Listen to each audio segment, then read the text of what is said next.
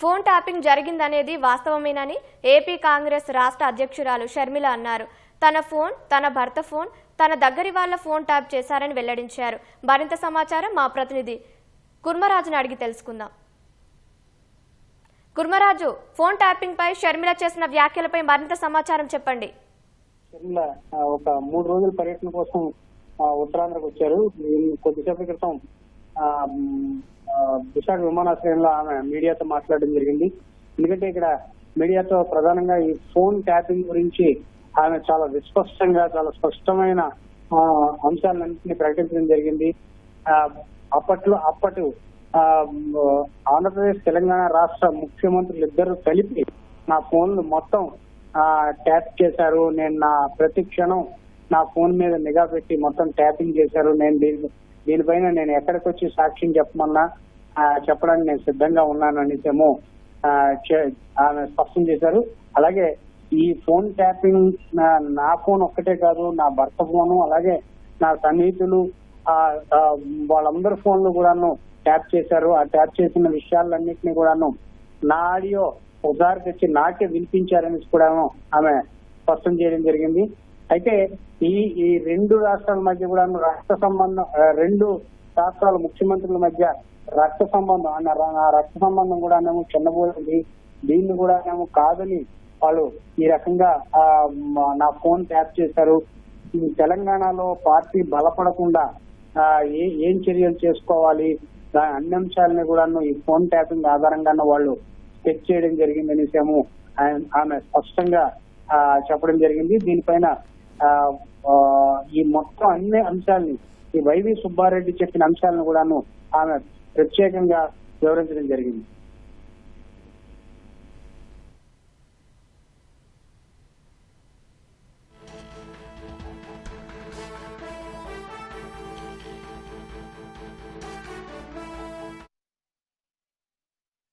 నా ముందరే phone tapping చేసిన ఆడియోలు నాకే వినిపిస్తే మరి నేనేం చేశాను అని మీరు నన్ను అడగొచ్చు. ఎందుకంటే ఫోన్ ట్యాపింగ్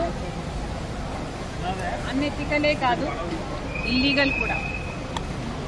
మరి అంత పెద్ద విషయాన్ని మా ఇంట్లో నా ముందరే బయట పెడితే నేనేం చేశాను అని మీరు నన్ను ప్రశ్నించవచ్చు. కానీ ఇక్కడ నేను చెప్పాలనుకున్న సంజాయిషి ఏమిటంటే, అప్పట్లో ఒకవైపు తెలంగాణలో కేసీఆర్ గారు ముఖ్యమంత్రిగా ఉన్నారు, ఆంధ్రప్రదేశ్లో జగన్మోహన్ రెడ్డి గారు ముఖ్యమంత్రిగా ఉన్నారు. ఇటు తెలంగాణలోనైనా ఇటు ఆంధ్రాలోనైనా కేసీఆర్ గారు, జగన్మోహన్ రెడ్డి గారు చేస్తున్న అరాచకాలతో పోలిస్తే ఫోన్ ట్యాపింగ్ అంశం చాలా చిన్నదిగా కనిపించింది.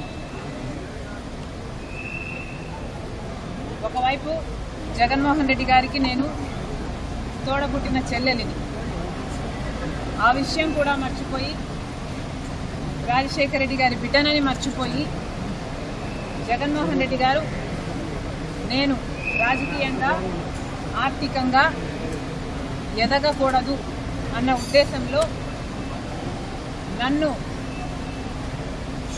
ఎలాగైనా సరే నా భవిష్యత్తును పాతిపెట్టాలి అన్న ఉద్దేశంతో ఎన్నో చేశారు. అందులో భాగం ఫోన్ ట్యాపింగ్లు అయితేనేమి, నా మీద నిఘా పెట్టడం అయితేనేమి, నేను మాట్లాడుతున్న వాళ్ళని ట్రాక్ చేయడం అయితేనేమి,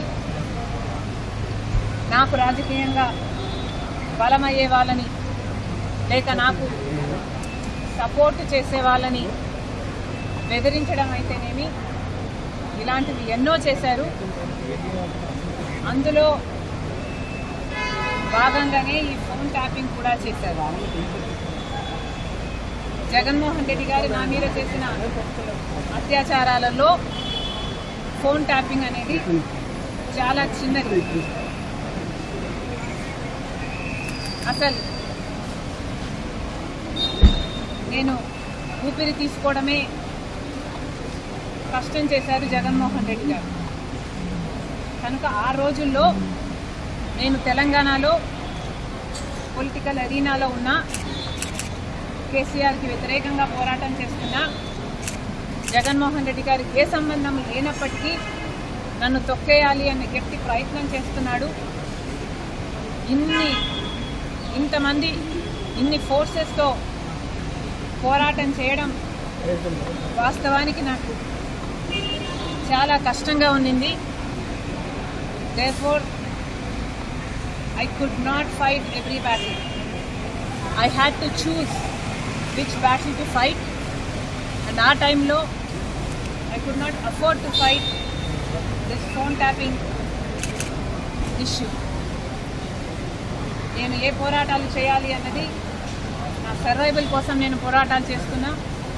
కాబట్టి ఆ పర్టికులర్ టైంలో ఫోన్ ట్యాపింగ్ ఇష్యూ మీద నేను పోరాటం చేయలేకపోయినా, in spite of knowing that is illegal, unethical and against my constitutional rights.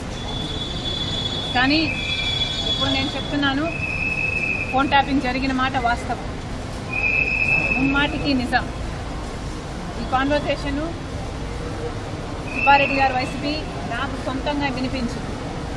ఇది నిజం కాబట్టి ఇప్పటికైనా వినిపించింది. ఇది నిజం కాబట్టి ఇప్పటికైనా నేను అప్పుడు చేయలేని పోరాటం, ఇప్పుడు ప్రభుత్వాలు మారాయి, ఇక్కడ రేవంత్ అన్నగారు ఉన్నారు, అక్కడ చంద్రబాబు గారు ఉన్నారు. కనీసం ఇప్పుడైనా ఈ ఇష్యూని చాలా సీరియస్గా తీసుకోవాలి. ఎక్కడ ఏ ఎంక్వైరీకి రమ్మన్నా నేను కూడా రావడానికి సిద్ధంగా ఉన్నాను. తప్పు జరిగింది, ఆ తప్పుకు శిక్ష కూడా పడాల్సిన అవసరం. అంటే ఎంక్వైరీనైనా మీరు ఏమన్నా ఫిర్యాదు చేసే అవకాశం? నేను ఫిర్యాదు చేయాలి అనుకుంటే జగన్మోహన్ రెడ్డి గారు నాకు MOU రాసిచ్చిన రోజే ఇది అమలు చేయటం లేదు అని ఫిర్యాదు చేసేదాన్ని. నిజానికి సొంత తల్లిని కోర్టుకి ఇచ్చింది జగన్మోహన్ రెడ్డి గారు. నాకు పర్సనల్ గ్రడ్జెస్ లేవు అని నిరూపించుకోవడానికి మేబీ నేను పర్సనల్ ఫిర్యాదు చేయకపోవచ్చు. కానీ నేను చెప్పాలనుకుంటున్నది సోషల్ ఇష్యూ. ఇక్కడ తప్పు జరిగింది, చాలామంది ఫోన్లు ట్యాప్ అయ్యాయి. ప్రభుత్వాలు should get the bottom of this. కాబట్టి ఇన్వెస్టిగేషన్ జరగాలి, శిక్ష పడాలి. అప్పట్లో తెలంగాణ ముమ్మాటికి జగన్మోహన్ రెడ్డి గారు కేసీఆర్ సంబంధం, జగన్మోహన్ రెడ్డి గారు కేటీఆర్ సంబంధం ముందు రక్త సంబంధం కూడా చిన్నపోయింది.